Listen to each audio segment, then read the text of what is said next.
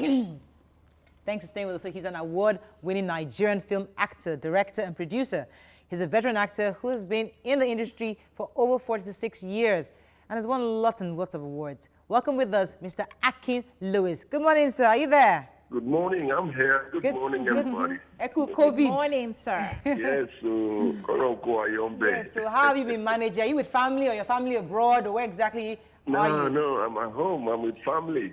And it's all good. Fantastic. So, Yeah. the industry obviously is also hit by this pandemic because many people had suspended productions that have been ongoing. A lot of actors and actresses are now online just goofing around and doing stuff. In your view, how soon do you think Nollywood can survive this pandemic? Do you think it's something that can happen soon, or it might take the rest of the year, if we think? Oh, well, the government has assured us that it wants to open the economy all over again, and we are also part of the economy. So I'm sure that once we have the go-ahead, maybe take a couple of weeks, things will heat up again and we'll continue to start to work. Sir, so how comfortable would you be now? Even if because I hear from Monday, people will start, there will be a partial unlocking of the lockdown and, directors can start calling to come on set. How comfortable will you be knowing that the numbers are still rising? The unlocking of the lockdown does not affect the numbers. Would you go on set and shoot because you want to make money or something? Well, working really is not just about making money. It has some other values. But the thing is, it depends on who you're working with. There are people I trust who they say to me they're in good health. Well, I suppose they're in good health. Would you test them? And they also have to trust me too. Yeah. If I say that, so you protect me, I protect you. Right. I think that's the way it's going to work. Otherwise, we might all just be shying away and nothing is going to happen. I actually wanted to ask if you had come up with like innovative, creative new ways to do production directing going forward. Recently, saying that the Oscars will be considering movies that are streaming, online, which is different. So I'm wondering what the Nigerian producer or director is thinking right now, going forward, given the position we're in right now. Yeah, it's a big challenge, but I'm sure we're up to the task. We have quite a number of very creative young talents who are growing every day. Don't forget the industry is big and we are still young. Right. And we can take all those risks, so let me come to you. Whatever they throw, in our path, we'll roll with them. Now, let's come to your career for a minute. I know that you've been in the corporate world for many years, and acting wasn't your only source of income. You've had other businesses and all that. Right. I find that interesting because in the early days, according to your interviews you've done in the past, said that you intentionally ensure that you did other businesses and you're involved in other things, not just acting. Acting was not your sole source.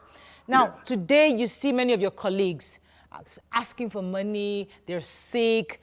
We just recently got Nollywood actor Bolagade Akin, he needs help. And many of your colleagues, especially in your own league, have fell into that net where they didn't have anything outside the movies. How would you advise younger actors today concerning it? Is this something do you think they should continue at that pace, or they should actually have something on the side? Well, I'm really sorry about those who are sick and who need help. We have to help them. But the thing is this, I think I just had the grace of God. God helped me a long time ago. I mean, when we started out in the arts, it was for the love of art. But when we started having families, children, and all of that, we discovered that you need more than love of art to keep the family going. And that's when I decided, that I needed other parallel incomes and all of that. And every time I go on set or any time we're together at an event or anywhere, I mentor these young men and women because our job is not as structured as you would the private sector or even the public sector. You get a work today that will give you a lot of money and maybe for the next 6 months you don't get anything else. You get work tomorrow that won't give you too much, but then maybe, so it's not really structured. So I say to them, don't always eat with your 10 fingers. You know, invest, keep something away, and do that. You know, and at the end of the day, I live in my own house. Yeah. You know, Wow. yeah, I have my own I'd like to go to the ladies, but the reason why I'm asking is, again, because a lot of actors and actresses have been criticized for having something on the side, because people expect them to only do their art and earn money from their art. But there have been quite a few that have started maybe boutiques or done skincare products and all that. And people are saying, what kind of rubbish is it? They're using their platform to... People are criticizing them. So do you think that, I mean, so would you say encourage them? Go ahead. Absolutely. Anybody who is doing any other thing on the side, I would say kudos. I would say, you know, when you get upset, you don't get distracted. But everybody needs a little something here and there. Nobody should be criticizing anybody for moonlighting. Come on. Right. People do 3-4 jobs abroad. Just so that they can meet up, you know. And so here, if we have actresses and actors who, you know, get some money, invest in some business, and they're using their platform, it's their platform. Right. It's a sweat. Yeah, that's what they did. They deserve it, and we should encourage them. Right. Okay. Yeah, so this COVID-19 has exposed us to the digital era. It's been there, but we've been slow in catching up. And now the COVID-19 is showing us all the flaws that we have, and it's going to affect a lot of industries as well as the movie industry. Now, what do you foresee after now, where, you know, usually when we have auditions, we have thousands of people coming in, treated unfairly for auditions. Do you foresee a change in Nollywood? Well, don't forget Nollywood is part of the polity. Yes. And if Nigeria changes, then Nollywood itself will change. And I bet that most of us will change, like Nigerians, that is, because of this COVID-19. I mean, now we have seen that, hey, what is life? What really is life that you are hanging on to it as if you want to die with it? You will die at any rate. You know, we need to treat each other better. We need to love each other more. Right. And I think that is what will help us, you know. So the more people that come, so long as you have the talent and obeying all the COVID-19 parameters that they tell us, I guess we'll swing with it. I guess we'll do it. You know, Nollywood, we're quite sharp. Usually when something happens, next thing you see titles like COVID-19 121. Yeah. So I'm wondering, have you got anything concerning COVID, you know, in the works? No. See, don't forget that what we do in theater and in film is a replica of life. So I will not be surprised at all if the film comes out now, the COVID-19. I will not be surprised. Okay, you recently featured in Funke Akindele's Your Excellency, which is a good movie. A lot of people enjoyed it. Funke Akindele's Your Excellency. Sorry? The film belongs to Ebony Live. Ebony Live, yeah. Well, yes. I don't know. We just think Funke Akindele. She was part of it. But she was part of that production. Yeah, she was. She started. Recently, Funke Akindele was under fire. Did you call her during that period? Listen, I had said to somebody that we need to let Funke be. You know, Funke and I have a relationship. You know, I looked at her health during this period and all of that. But when this thing happened, she regretted the action. She apologized. She's been fined, and I believe she's doing a lot more. So maybe we should just leave it to her. Right. You know, it was a mistake, and it's Funke after all. She's done so much for society. Yeah. I think that's what we should focus on. Fantastic.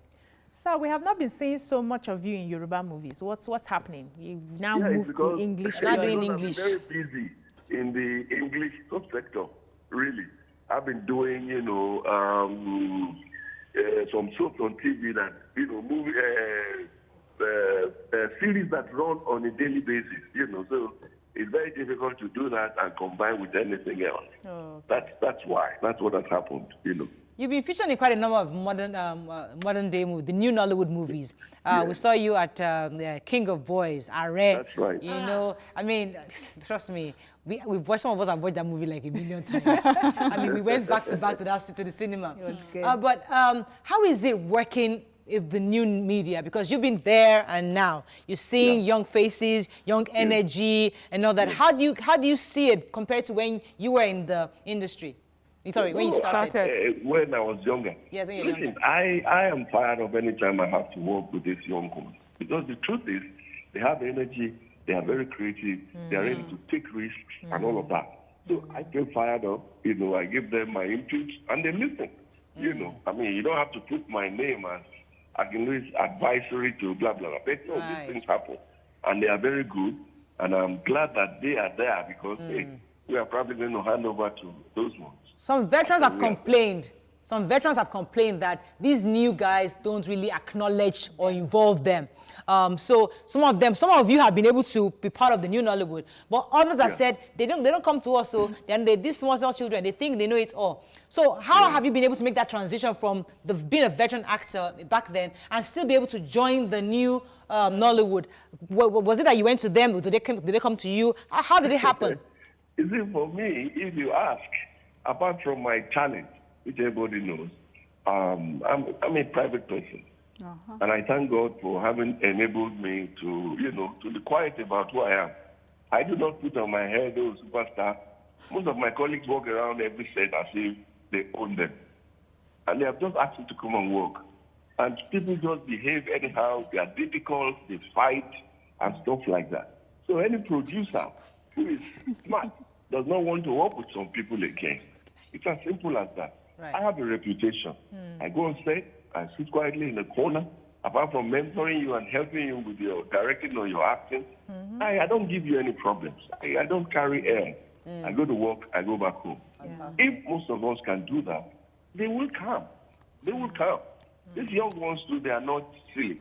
And it's all about spending money. You don't want to spend your money on somebody who will boss you around or keep you around and all of that. So I just say to people, change. Change a little bit and you see that the other side will change too. Yes, Sir, so okay. One of the things we also talk about Nollywood movies all the time is the sort of message that we project. And so, yes, especially also to the young ones and our children. And I was wondering if you have anything to say about that. Like, were there movies that you had done in the past that you would have, that you regret or you would have not done it now that you're older and have more experience and you're a veteran?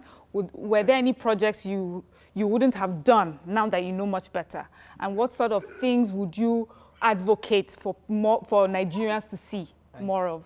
Yeah. No, you see, the thing is, if you look at the nature of our job itself, you do bad ones, you do good ones.